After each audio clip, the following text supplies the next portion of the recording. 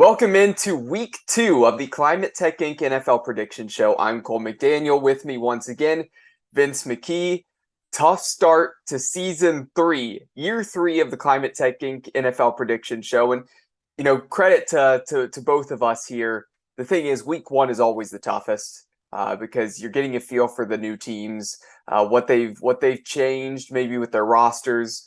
You also see some upsets, teams that aren't going to win many games throughout the season. They maybe pull off some upsets as well. So it is always a very tough week to predict, but maybe not the easiest start here for us. But I would expect with how we have performed the last couple seasons, things are going to greatly improve as we get later into the year. And we'll touch on our records from week 1 once we start talking about the NFL. But want to give a shout out first to our sponsor, Climate Tech Inc. Again, get to that here. For 48 years, family owned and operated, Climate Tech has been the premier company for all HVAC services for both residential and commercial. They have it covered. They offer free estimates on equipment replacement and 24-hour emergency service. Visit them at climatetech.com. Now, Vince, good to be with you here once again. I know I was thinking about it the other day. We're about to start week 5. This is week 5 of the high school football season, week 3 of the college football season, week 2 of the NFL season. It is flying by, and it feels like it does so every single year. But Vince, great to be with you again here. It certainly does. The funny thing about it is, too, some of the best football dynasties of all time couldn't three-peat for the Super Bowl. So, yes, I won season 1 of this show, season 2 of this show, but I knew the pressure coming in, Cole. No football team has ever three-peated, at least not that I could think of, in the Super Bowl. So I realized the pressure's on. Week 1 was brutal. I should knew something was up after college football Saturday when all holy hell broke loose numerous times, Saturday for that college football. But, hey, this is a lot of fun. You're right. 9-7 for you and 7-9 for me is very subpar. We're usually up around quite honestly, 12, 13 games a week we usually nail. So, hey, that's the first week of the season, right? We'll get to in a bit, but I looked through, week 2 over here, and I officially went with 3 upsets. Very easily could have made a case for 6. I think I picked at least 7 road teams. I mean, the first 3 or 4 weeks of the season, it's hard to nail down, but I'll tell you what, it just makes it so much fun, man. It's all good. Let's do it. It is always hard, but we're going to start with college football. You mentioned the mayhem last week. We'll see if we can get the same type of mayhem this week in college football. So let's get this going with our top 25 game. Top 25 game, very interesting one. Number 13, Miami, playing against number 24, Texas A&M. Of course, A&M, they were in the top 10. They got upset by Appalachian State, a game you and I talked about here this last week. You said was going to be a blowout. I thought could be interesting because of the way that the Mountaineers had played the week previously. Just they were able to get it done over Texas A&M. So Vince, can A&M bounce back in this game, or does Miami keep rolling because they've had a good start to the season? Well, let me first say this. Shout out to my daughter Madeline, who's had her birthday that day, right? So we're doing the birthday party stuff. It's all over. I'm cleaning everything up. I check my phone. I'm like, you have to be kidding me. Saw the Notre Dame score, saw that one, texted you right away, like, can this be happening? So just a wild start to that. Now, a few notes on this quickly here. I think Miami in the long run might actually be the better team, but I have a rule that I'm trying to stick to. We didn't pick Notre Dame last week, but usually I will not pick against a top 25 team to lose 2 weeks in a row. For that reason, pretty much only, I'm going to go with Texas A&M. I do like Miami. Real super quick story here. Growing up, I was a big Miami fan until they played Ohio State, and it was when they played Ohio State, I kind of began to hate them a little bit, and it kind of like turned my Miami fandom. But I would love to see them be good again. I know we don't have enough time to talk about it tonight, but I think that'd actually be great for college football if Miami of Florida was really good again, because it's just a lot of fun when they are. But they have a lot of freshmen starting. It's a young team.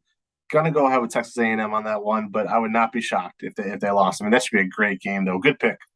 Yeah, and something interesting with college football is when a program like Miami, Florida is good again, and if USC can rise up to be a power again, some of those schools that we've seen fall off, if Texas can become a power as well. Yeah, Some of those things would be interesting for college football, but I we won't agree. touch on that too much here tonight. You went with the Aggies.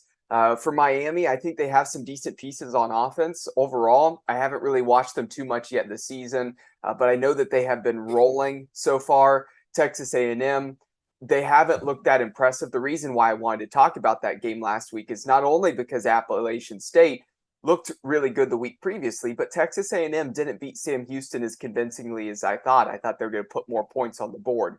I think their struggles through the first 2 weeks are actually going to catch up to them. I'm going to say that Miami, Florida goes into College Station and beats Texas A&M, and A&M falls from 6th in the country to outside of the top 25 in a matter of 2 weeks.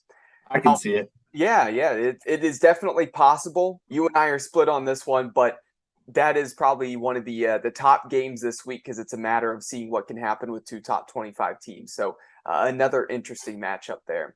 Switching over to the Big Ten, Michigan State travels out to Washington to play the Huskies. Now, Michigan State, they're ranked number 11 in the country. Washington unranked, but tough to go all the way from Michigan out to the far northwest coast in Washington. Vince, how do you see that one going? Okay, so here's the thing with this one. It's not just because I'm a Big Ten homer, but I'm going with Michigan State. Washington beat Kent State and Portland both pretty handily. They beat the daylights out of both those teams. This is a huge jump in competition. And I've always said that first week, when you make that jump of competition, sometimes it stings you. It's going to be a tough game, obviously, for Michigan State. And again, they just polished off. Who was it? Akron, I think. Yeah, Yeah, shut them Akron out. OU. Yeah, that's right. So they just polished off a MAC team too. I get it, but that being said, I think Michigan State's the better team, and that's who I'm going to go with. Coincidentally, too, over the years, you always like to say the reality is. I always like to say we'll save that for another time. So I was thinking if we ever do a separate podcast on this, it's either going to be called the Reality Is podcast or save it for another time podcast. But go ahead with your pick. By the way, fans, those two podcasts are up for sponsorship. But go ahead. Okay, well, we're going to save that conversation for another time there, Vince. Just I'll hit you with your saying. So the reality is we only have 45 minutes, so go ahead. So Michigan State on the road at Washington. I'm going to go with the Spartans. I think they're a top 10 team right now. They have plenty of ability. Yeah, they lost some good pieces last season. Obviously, no Kenneth Walker at running back. He was a different animal for them. But I just think that Mel Tucker has a decent thing going there with that program. Maybe they're not quite to the level of obviously Ohio State, and even Michigan's maybe started turning it up a notch a little bit. But remember, Sparty last year handled Michigan and got the win, just got obliterated by Ohio State. So, they can still be in the mix to make some noise. I think going out west, maybe they're not going to be a high-scoring team. It's not going to be a high-scoring game out there, but I have Michigan State putting up 24 points on the board, and that defense shutting down Washington enough where 24 points is enough for them. So I'm going with the Spartans on the road there in that one. Now, Vince, the other game, the last college football game we're going to touch on. Two teams that aren't ranked, but the reason I picked this game is as of yesterday, betting lines had it at dead even. Yep. Dead even for Purdue at Syracuse. Now, Purdue comes in with a record of 1-1. They lost week 1 versus Penn State in a game that they very nearly could have won. It was close, really, until the final stages there. Syracuse comes in at 2-0. Two very evenly matched teams, Purdue on the road. Vince, how do you see that one going? So this one, fans, in all honesty, I do. I watch a ton of college football, and I will admit when I haven't seen a team play, and I'll admit I've not seen Syracuse play yet. I haven't even seen any highlights of the first 2 games. That being said, for obvious reasons, we watched it the entire game, Purdue and Penn State, because of Drew Allar. Wanted to see if he would get in. So saw all that Purdue game, and I was actually pretty darn impressed. I think they're going to handle Syracuse actually pretty easily here. Yeah, I have Purdue winning as well. I'm on the same page as you. I don't think it's going to be handled super easily. Part of that is I think not only is it even when it comes to the betting lines, I think it's going to be maybe a down to the wire type of game. I think Purdue has the ability. I have them winning it, but I actually had Purdue 30-28. A very close matchup between those two, maybe coming down to the final stages. So another good week of college football coming up. We'll see if we have the mayhem we did this last week. Now, as we switch over to the NFL side of things, that's the whole main purpose of this show, but we love to talk a little bit of college football as well. We talked about the records already. As you see that pop across the screen here right now, I come in at a record of 9-7, and Vince starting off at 7-9. And Vince, I think this might be the first time in the show's history that either of us have slipped below 500. And that just explains how crazy of a first week it was. And week one's always tough, like I said. It's probably the toughest week to predict, but I think this is the first time either of us have started or at any point found ourselves below 500. And it just so happens that at 7-9, you did so in week one. I wouldn't expect it to stay that way, but it was a tough week. Yeah, I hope not. I've always said, week 1, 2, and 17. And now I guess technically it's week 18. But basically the first week, the second week, and the last week of the regular season. First and second week, for obvious reasons, no one really knows what's going on, especially since they shortened preseason. A lot of these guys don't even play in preseason. We've seen a lot of that stuff. And we'll get to that with Aaron Rodgers and a few others down the line here. But week 17 is, again, 18 now. But that final week is also brutal, too, because you don't know who's playing, who's going to pull at halftime, what the deal is with that. But, yeah, I agree with you. If I go 7-9 again, this is next week I might have to sit here in a clown suit. So let's hope that doesn't happen. Yeah, I doubt it's going to happen. Of course, we'll see what these picks look like. But I just know the way that we have been picking the last couple of years. Our records have actually been quite good, where we've been getting high 60s, 70% of the games right. So we have done quite well the last couple of years. We'll see if we can hold true to that and get a comeback here ourselves in the week 2 of the NFL season here, which we're about to go over right now. So starting this offense, we're going to talk about marquee matchup. Our marquee matchup this week is Thursday night's game. It's the Chargers visiting the Chiefs. I had you start off all of those college picks, so I'm going to start with this one and lead into it. Here's what I expect to see out of this. I actually took the Cardinals in week 1 to upset the Chiefs. And my thinking here is when I did all those season predictions, I went through each game and predicted those teams' records. Of course, if you didn't see that, you can go on to Facebook. I put Keon Sports on that as well. You can go on to Twitter. I also put a thread on there of all my predictions with records. So I thought the Chiefs would maybe lose week 1, and then come back and win in the second week. Now that they won in week 1, it made me think, okay, are they going to lose this next week? I'm actually going to stick with taking the Kansas City Chiefs over the Los Angeles Chargers. Now, I have the Chargers winning this division, and then the Chiefs being the top wild card out of the AFC. But in Kansas City, you're hosting a Chargers team who came off of a really tough matchup against the Las Vegas Raiders. That's a tough test. It was close, pretty down to the wire to the end. I just think that the Chiefs, even though there might be a drop-off in their play from what we saw because they obliterated the Cardinals, I just think at home they're going to have a little bit too much in what could be a very close, interesting game between these two teams. I'm sure they'll split the season series with the Chargers, would be my guess based on the talent for both of those teams. I think that the defense of the Chargers, they look great with Mack and Bosa and what they have on the back end. They look fantastic. But I just think the Chiefs might be clicking just a little too much. So even if they drop off, they still get the win there. So I'm going Chiefs over Chargers in what could be a very interesting game on Thursday night. So I agree with you on your I believe it was your AFC prediction. Correct me if I'm wrong, but you had Buffalo and the Chargers, correct? Yeah, I had those as being the top 2 teams in the AFC. Yep. And I agree with you wholeheartedly. What's funny about this game, too, is it seems to happen every year on Thursday night. And go back and listen, guys. The last 2 years, me and Cole have picked the Chargers both years. We were going with the Chargers. It's funny because this year we're both going with the Chiefs. But yeah, I'm going to go with Kansas City as well. I think being at home is going to help them a little bit. Again, I do see San Diego holding up over the 17-game season. Oh, I said San Diego. There it is. You knew it was going to happen at least one. It only happened week 2. I thought maybe we could get a little bit farther, but week 2, we got San Diego mentioned again. It's rough being old. But basically, the Chargers are the better team in the long run. They're built to last because of that defense. I do not think Kansas City is. But for this purpose early in the season, I'm going to go with the Chiefs. But again, I agree with Cole. they will split, and I do see the Chargers possibly winning that division. You know what hurts the Chargers as well?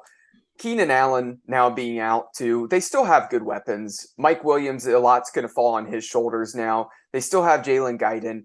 You're going to see them go to Josh Palmer as well. You're going to also have to see Carter step up a little bit as well. Maybe go to the tight ends. So Herbert's still going to get it done, but Keenan Allen is such a great possession receiver. And really, when you need a third down and you need somebody who's got sure hands, he's that go-to guy. So not having him this week is going to hurt. On a short week, that's probably part of the reason why they couldn't get him back in time. Hopefully, for their sake, he's back come week 3. Now, we'll take a look at Sunday night football now. So Sunday night, we always love talking about Sunday night football. It's such a great event just in the situation of we got one game to hone in on. You get really great production from NBC. We talked about last week. We always love that Sunday night football, and they usually have a really competitive, good game on. I'll be honest, this past week's game, despite the two teams that were on there, defensively, it was somewhat good when the Buccaneers were out on offense and the Cowboys were on defense because you'd see some plays happening. But on the other side, it was a dud. The Cowboys couldn't move the football. It was actually one of the more boring Sunday night football games. I think this week maybe we'll bounce back a little bit. The Bears are very underrated. That's why I had them as getting the upset against the Niners. The weather helped them out a little bit here, but playing against the Packers, who struggled against the Vikings, the Packers are going to want to bounce back. So, Vince, how do you feel this one will go? Will the Packers get their first win on the year, or will the Bears move to 2-0?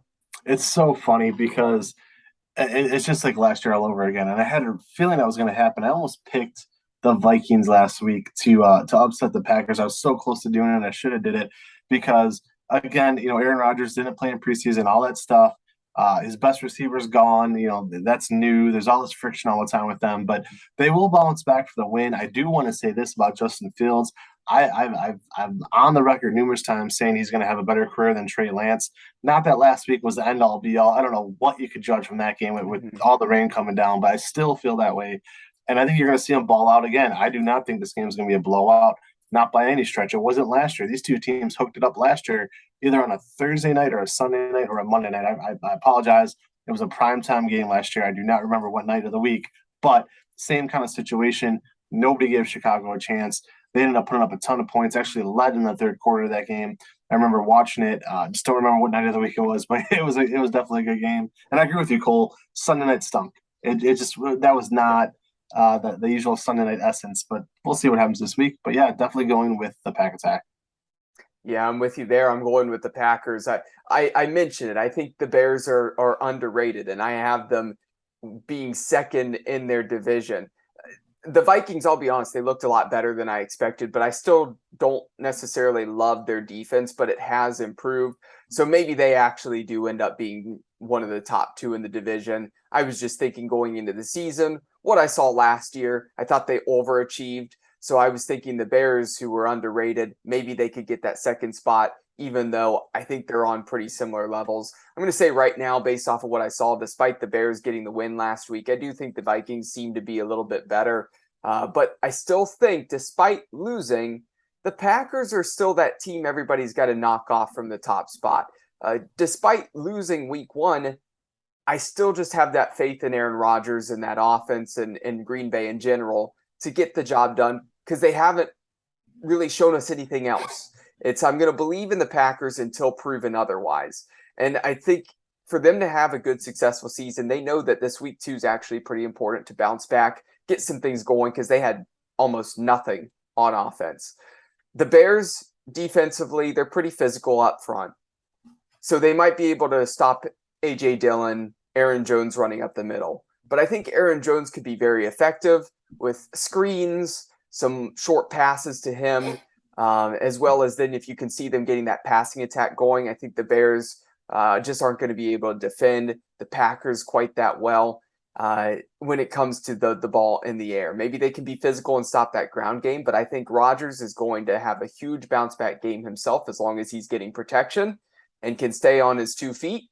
And that's why I have the Packers winning this one. So hopefully this Sunday night football game is a whole lot better. And hopefully the weather is a whole lot better than what the Bears-Niners game was as well. Well, the one thing I wanted to touch on real quick too is all the overreactions you see after week one, right? And you look at that division as a prime example. I still don't think you're going to find many people picking the Bears or the Vikings to finish better than the Packers, right? You Right. look at the week one, what happened? Okay, say a prime example, a great example is the NFC West. Look at the NFC West. I think universally everybody's going to tell you the Seahawks are going to finish in fourth. They were the only team to win from that division. Right. So many overreactions can come from the first week of the season. I'm going to talk about one when we get to my upset pick here in a second. But yeah, I just feel like that's the case in many different directions where you saw some teams, emotional wins. They have a brand new coach or a brand new quarterback. And you saw those. You saw, my Denver Broncos completely choke. A horrible coaching job. Russell Wilson put them in a position to win. They made some terrible decisions late. So, but you saw it go both ways. But for the most part, week one, you're going to get that. And it's going to level up by week four. But, by all means, I wouldn't start burying the Packers just yet, no matter what happens this week, too. Before we move on to the next game, you mentioned the Denver Broncos. Can I just say, put Javonte Williams in the game and keep him in the game? What is with trying to keep Melvin Gordon's career going on and on? He's not a bad running back, don't get me wrong. He's still a good backup to have, but you shouldn't be splitting carries with those two. Williams is by far and away the better back than Gordon. He shouldn't be out there for 40, 50, 60% of the snaps. He should be out there like 70, 80% of the snaps if you need to put Gordon in there occasionally because Williams motioned that he's tired and he needs a quick breather, then go for it. But I just don't understand that. I actually think that the Broncos, if they would have kept playing Williams and kept getting him the football, he was producing. Why not keep going to the well there? And you saw that on that last drive too. When he was getting them in field goal position, you saw that. It's just frustrating. I agree with you. I don't know what's going on with Melvin Gordon. Why they keep trying to? I don't know. He should get maybe 6 carries a game at the most. It's frustrating, and not just because, number one, I'm a huge Broncos fan. Sorry, I am. 2, Javonte Williams was my number 1 pick in fantasy because I picked late. I had to take a running back. I had no choice. I mean, would I have took him? I don't know. I think I picked 8th or something. I was stuck. But yeah, when you look at his production, he had 11 receptions the other night.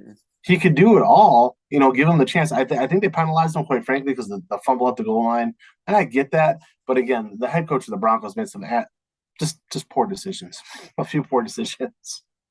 Well, we'll see if any coaching staffs out there make poor decisions when it comes to our upset picks. The favorite going into the game, if they fall apart, make mistakes, and it allows the underdog to come away with the win. And I'm going to go with my upset pick here first. Now, there's 2 picks that are truly upsets that I know I had on my mind that I selected here in this one, but I want to bring up my main one, the one that I feel even more sure about. The Washington Commanders travel to the Detroit Lions. So up in Detroit, the Lions look pretty decent, and I expected them to actually look a lot better than last season. I think that they're really improving offensively. They're looking better. Like I said, on defense, they had some injuries as well. Jeff Okudah is back at corner. So I think they're taking strides in the right direction. That being said, despite their ability to put up some points, I don't think they're going to be able to come away with winning close games. And Washington, I believe in Washington there in the sense of their defense is definitely good enough. Their front 4 specifically are pretty solid, are pretty stout. But I'm happy with what I saw out of Carson Wentz. I like Carson Wentz. I think he has a lot of ability. He's going to make a couple bad turnovers where he tries to force something, whether that's he's getting taken down for a sack, and instead of taking the sack, he tries to shovel the ball away and loses it. He'll make a couple plays like that are careless. But in general, he still has the ability there. He has the arm strength, still enough mobility.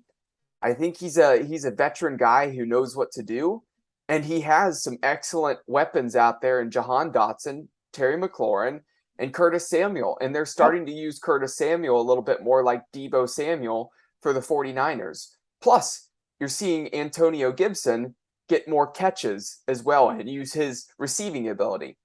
I like what I see out of Washington, so I have them winning a close one up in Detroit, and that is my upset pick there for this week. Vince, how about yours? I agree with you. That was one of my three. So for sure, Washington. Yes, I agree.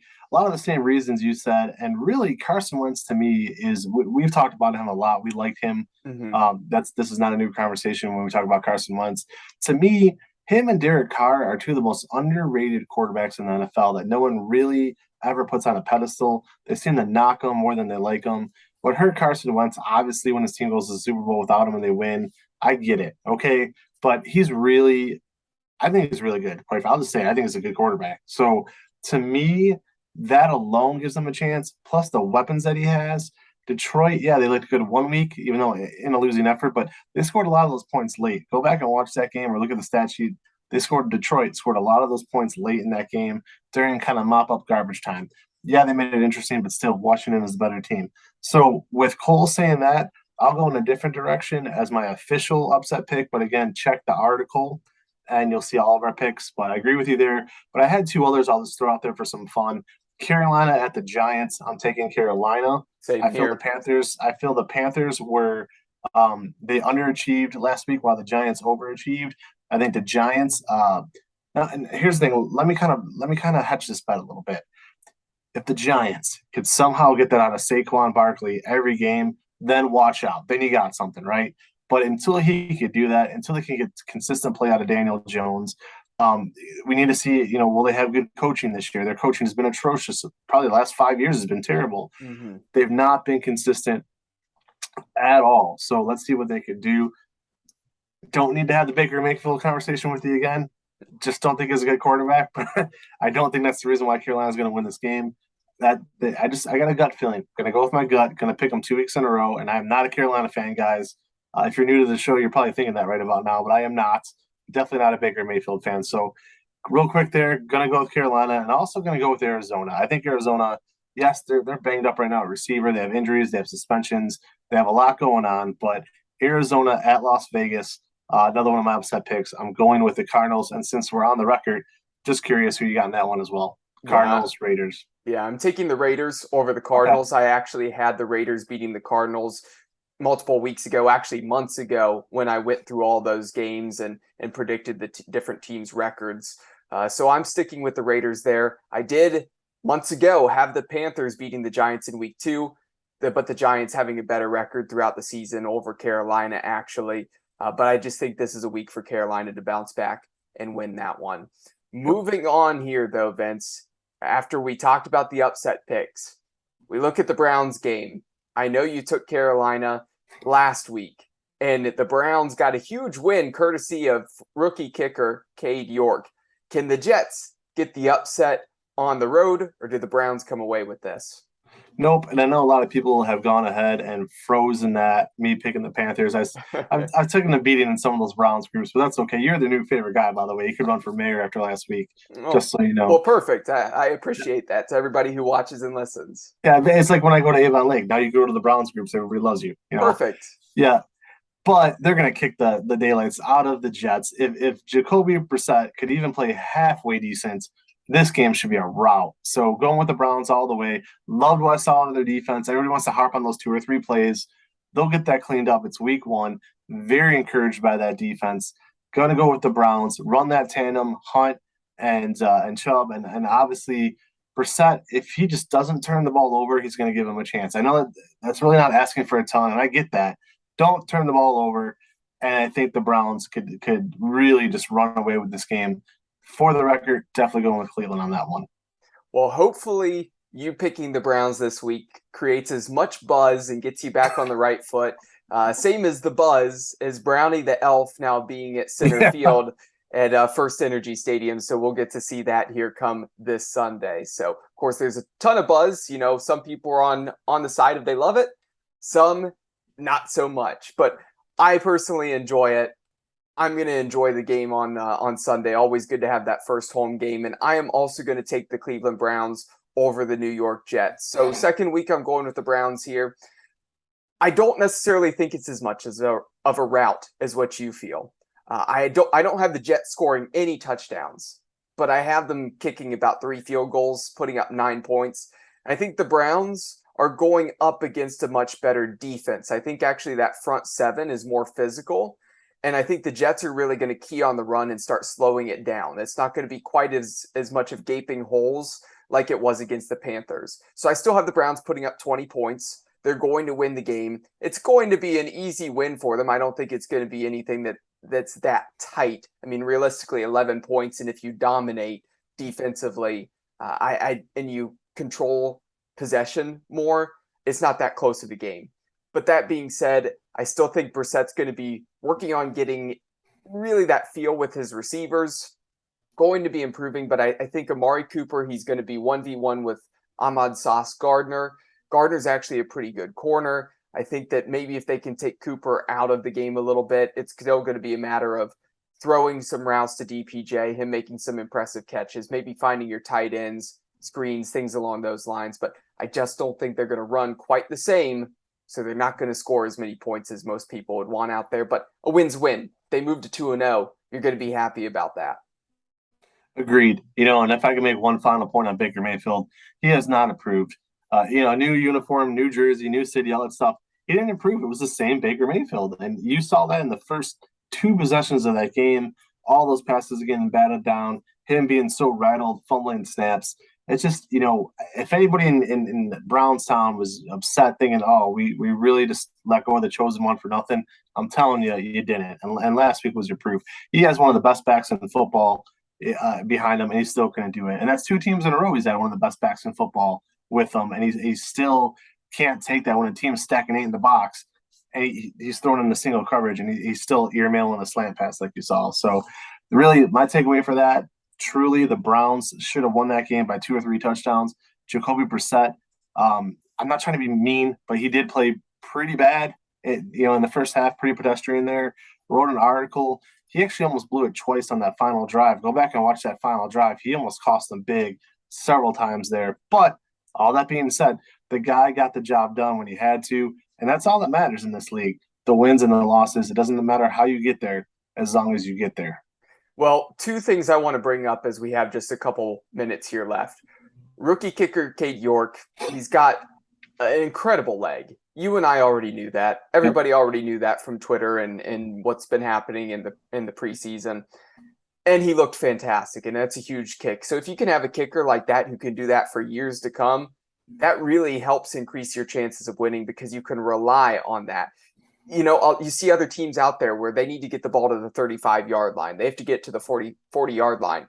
Honestly, with Cade York on a decent day with decent weather, you're like, let's get to the 50-yard line, and we've at least still got a shot. So just that massive, powerful leg is going to really help the Browns just because they have an extended range on field goals. It could really be clutch for them come the end of games. So, again, super happy that they drafted Cade York, and hopefully this is the answer to the kicker issues they've had. And, we don't want to put anything into it too early, and jinx the guy. But honestly, if he keeps doing what he's been doing, hey, he can make a couple of mistakes here or there. Everybody does. We're humans. But if he can just be fairly consistent and really not have the issues, the woes that other Browns kickers have had, we're going to see him for many, many years to come.